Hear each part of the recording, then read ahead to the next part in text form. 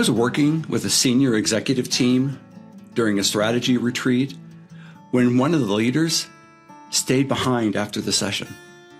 She had just delivered, as usual, a polished presentation. She was confident, articulate, and persuasive, consistent with her reputation for being positive and inspirational and over-the-top convincing. While she received a much-deserved strong ovation when she ended her talk, she privately admitted something very different to me. If they really knew me, she said, I'm not sure they'd want me in this role. Now, please understand, there was no scandal, no ethical lapse, or glaring incompetence, just the opposite. She was a powerhouse.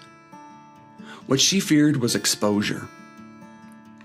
Not of her behavior or her performance, that's a slam dunk, but of her fractured self, the one shaped and reshaped, and sometimes misshaped by her upbringing and relationship history.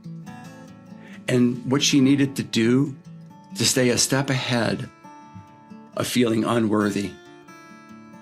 She admitted that while she's known for compartmentalizing distress, remaining cool under pressure, and always meeting deadlines, in fact, oftentimes well in advance, she struggled. She struggled most with keeping her biggest secret hidden. No one knew or even suspected how hard it was to be her. That moment wasn't about the classic imposter syndrome. Not really. She knew who she was, and when she played the role of a leader, and she did so boldly and proudly and with that unique flair that I talked about. But her confidence dropped when she stepped off the stage and had to be herself. This is a classic example of what I call the deep little secret, a deep-seated belief that quietly shapes how we lead and relate and protect ourselves.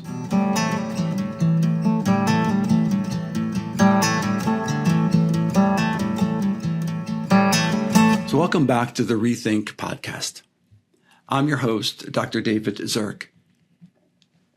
This podcast is where we step back and pause, reflect, and explore smarter, more connected ways to lead and live by thinking with connection in mind, which is exactly what is meant by the word rethink, R-E-think, relationship-enhanced thinking. And what we're talking about here is rethinking your connection to yourself, to others, and the world around you. Today, we're going to rethink the topic of secrets, the ones we keep to ourselves, and believe that if they were known by others, it would make our lives harder than they already are, especially at work and in those long-standing, really deeply important relationships. So as I mentioned earlier, your deep little secret gained traction after you were either kicked out, left behind, or put down by others at times when you needed just the opposite. Instead of being given one of the three things that we all crave and can't give ourselves, acceptance, inclusion, and being made to feel special, there were those times when we were rejected, excluded, or devalued. There they are, the classic three forces that undermine our developing self and leave us feeling disillusioned. Keep in mind that disillusionment. These forces can be easily remembered by the acronym of R.E.D, R.E.D. Rejected, excluded, and devalued. Your deep little secret formed when others informed you of what you always feared the most, that you're not good enough, cool enough, smart enough, fast enough, or whatever enough. When expectations of being accepted and included are violated, which is exactly what rejection feels like, a sense of disillusionment is created. There's that disillusionment piece. This gap between expectations and reality prompts us to question our judgment, our decision-making, and even our self-worth. creating a breeding ground for insecurities to take hold and to take off. This explains why I tell people all the time, so much of who you are and who you've become has mostly been outside of your direct control. Instead, your sense of self is largely based on the feedback you've received from others. Now, that just sounds crazy, doesn't it? Your sense of self, arguably, is your most valuable possession. The thing that we hold and protect more than anything else. Even more, how you feel about yourself greatly influences your outlook, how you interact with the world. Yet your control over your developing self is surprisingly fragile. The opinions and preferences and the actions of others seem to carry more influence over how you feel about yourself than anything that you might think, feel, or do. So in a nutshell, the lion's share of your sense of self has been shaped by how others think about you and treat you. Over time, repeated disappointments can erode confidence, planting seeds of self-doubt as the negative and disapproving judgments of others are internalized, and they become central to your identity. So let's talk about what's behind your developing ego, your unique sense of self, and how you navigate both your inner world and your surroundings. The key is understanding the concept of relationship intelligence and how to turn conflict into connection. Relationship intelligence and turning conflict into connection begins with two essential questions. The first one's going to be very recognizable. It's who am I? A classic philosophical concept. Who am I? But the second one is whose am I? The first question of who am I centers on your identity, your internal world, your ego, your sense of self. How you answer the question, who am I? It largely pivots around your sense of competency and uniqueness, achievements, accomplishments. Second question, whose am I? Well, that one addresses belonging and attachment. How you connect, seek approval, and find your place among others. Together, these two questions, who am I and whose am I, formulate the ultimate human equation and determine how you see your reflection and experience your inner world. Quite valuable. When these questions go unexamined and unresolved, leaders compensate by either relying too much on external validation, which explains why their next presentation must outshine the previous one, or withdrawing emotionally to avoid risk and focusing on the bottom line. In both cases, performance might remain strong, while connection, they deteriorate. The connection I'm talking about is your relationship with yourself. This highlights why knowing your deep little secret is so important, essential, and no longer optional for discovering your true self and giving yourself permission ultimately to do you. Let's see if we can break it down a little bit. The deep little secret. It sounds like this. If people truly knew my thoughts, my cravings, my mistakes, and my fears, well, they would likely reject me. Your deep little secret is what you know is wrong with you or not good enough. And you'll do whatever it takes to prevent this secret from getting out. This is why your deep little secret reflects your greatest fear. Your deep little secret, it feels true because rejection is so real. We've all experienced rejection in some form. What you need to remember is that the sweeping assumption that authenticity guarantees abandonment is completely false. Feels true, but it's completely false. Many people are capable of accepting you more fully than you believe. And their opinion of you is simply that. It's an opinion, not a fact. Just an alternate version of reality that might convincingly replace your true self with a lie. The truth is that you are so much bigger and better than others might think or say. You are more than your insecurities keep telling you. We talked before about the power of insecurities and how convincing they can be. Here's an important piece of the puzzle. When the lie that your insecurities tell you, those reflections take hold, you construct what I call a provisional identity. Instead of living as your authentic self, you present a kind of a curated version of yourself to avoid disapproval and distance. And you distance yourself from the next R.E.D, R-E-D moment, rejection, exclusion, and being devalued.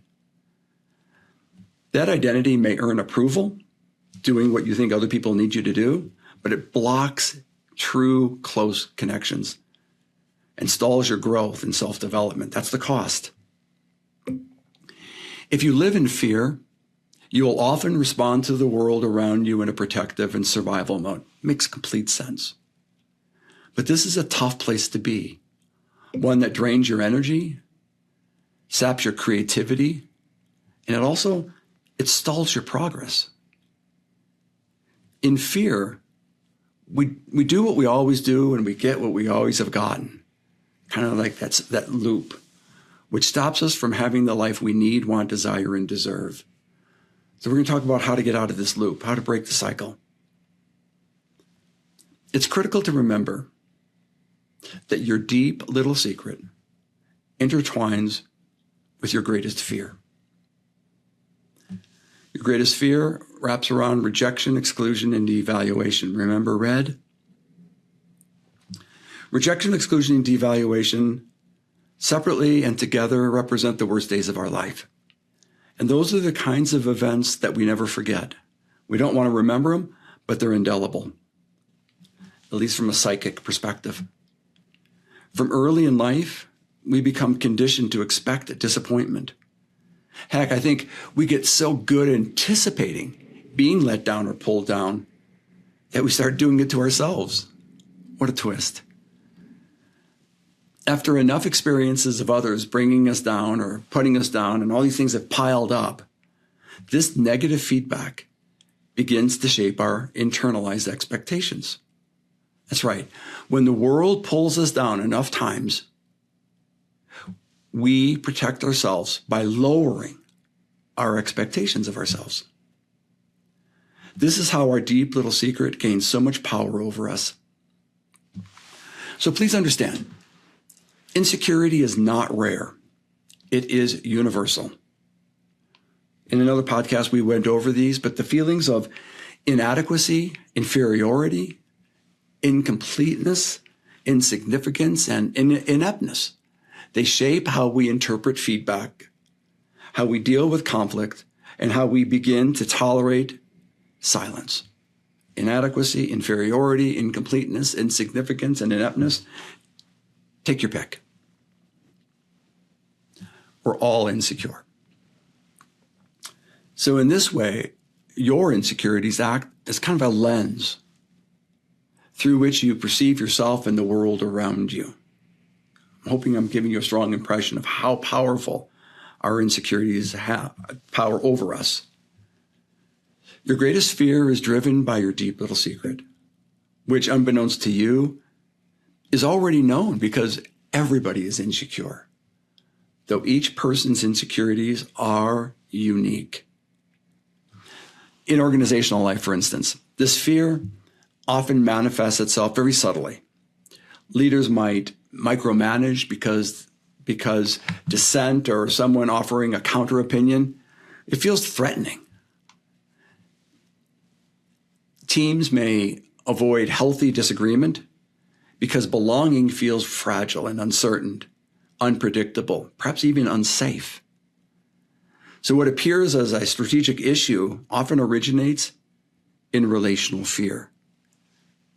So keep that in mind when you begin thinking about your organizational dynamics. When things aren't moving in the direction that you want them to be, or you feel the friction or the static, look underneath it. It's likely being guided and motivated and driven by relational fear. So let's discuss how to start living beyond the fear of our deep little secret being exposed. So I'd like to introduce you to the deep little secret model.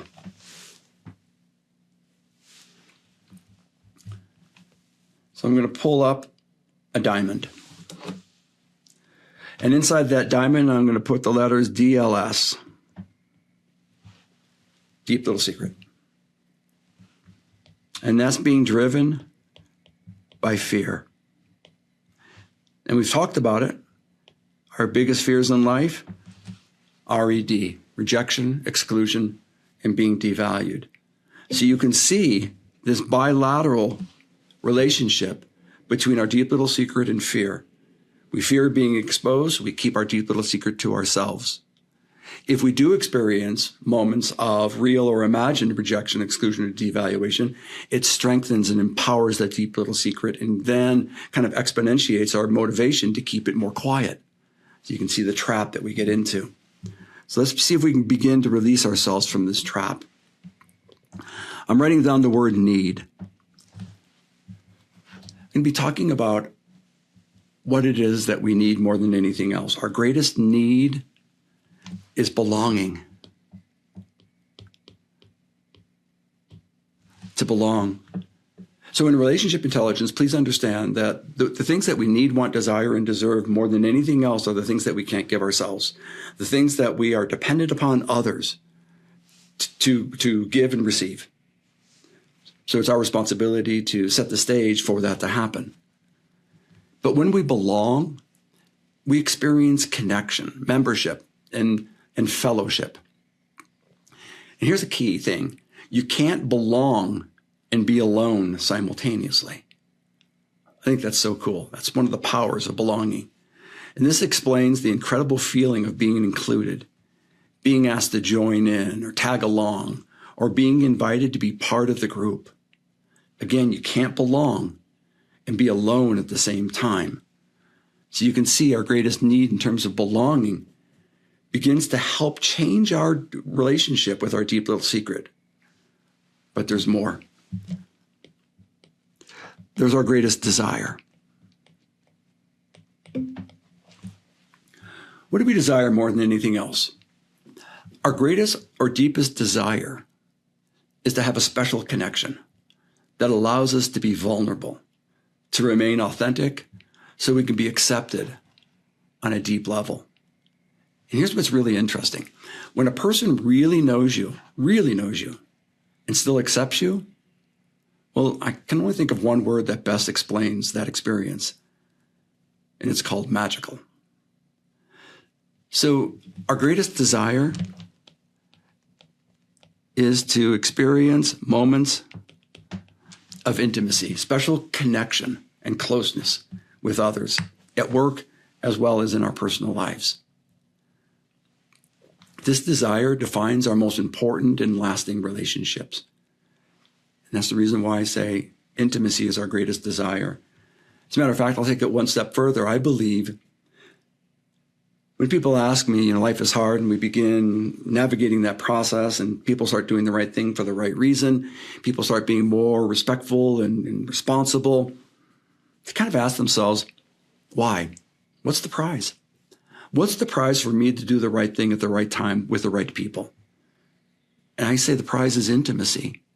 That special connection that you have with another person that makes you feel better than ever before.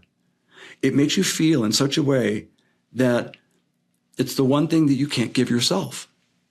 An intimate connection. A person, can you believe it? A person who really gets to know you and accepts you for who you are, not for what you do. So being accepted as you are is the core of a partnership and meaningful relationships, both in life and personal life, at work and personal life.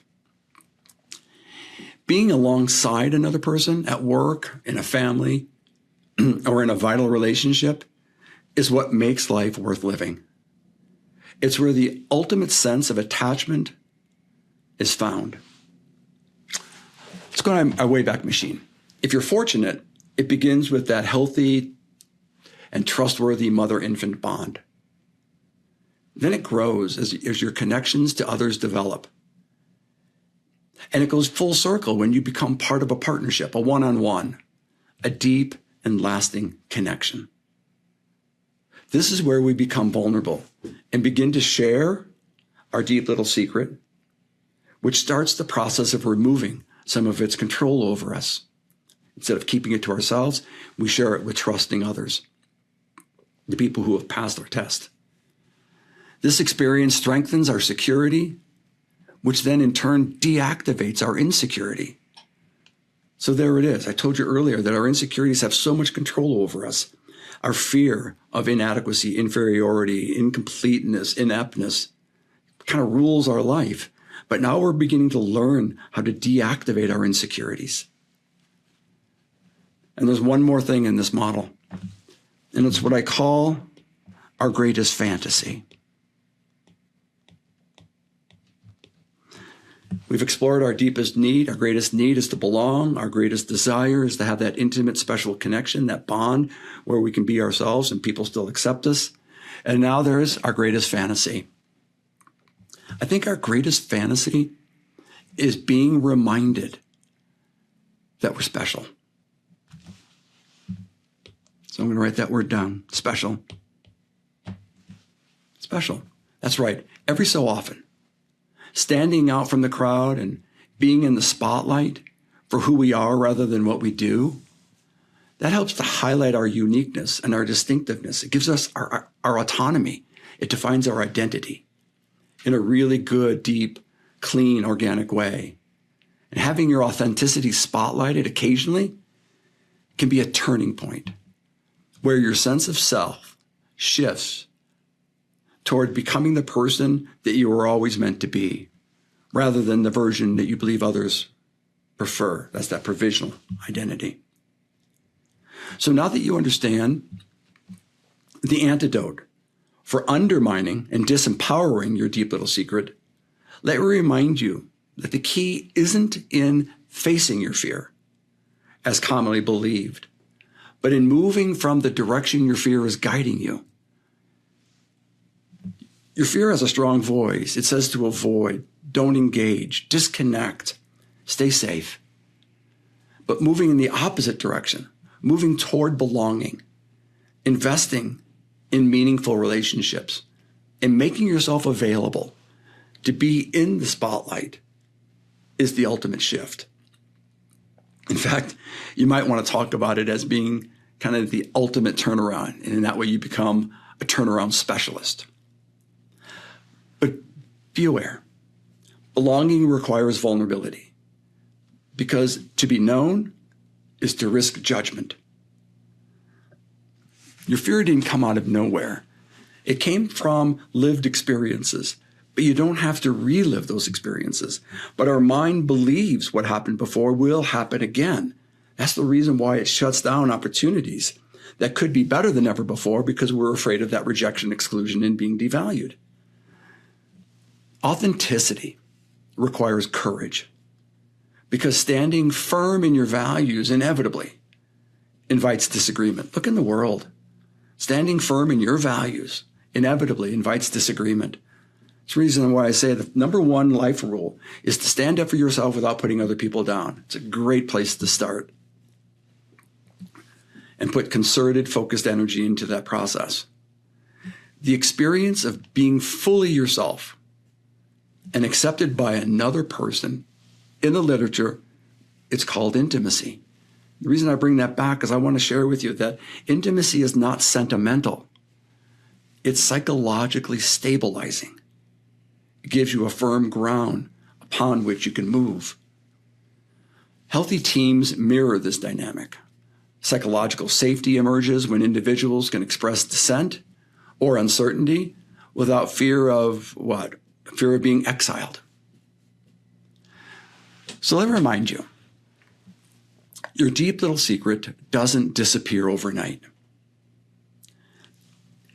It loosens its grip as you become willing to examine the fear underneath it. and the identity you've constructed to protect yourself from rejection, being excluded, and the possibility of being devalued. There's those three nemesis again: rejection, exclusion, and the possibility of being devalued. I'd like to emphasize the importance of the final layer of the deep little secret model, the fantasy of feeling uniquely valued and cherished. Reaching this point doesn't happen by chance. It requires a deliberate or intentional mindset that actively strives for belonging, leading to acceptance of who you are and not what you do. You're forewarned, though, that when authentic belonging feels too risky or too slow, we have a tendency to seek relief through shortcuts. Some of the more popular shortcuts, since we don't like the feeling of feeling fear, we want some release from that internalized distress. Shortcuts might be to throw ourselves into our work and we become a workaholic.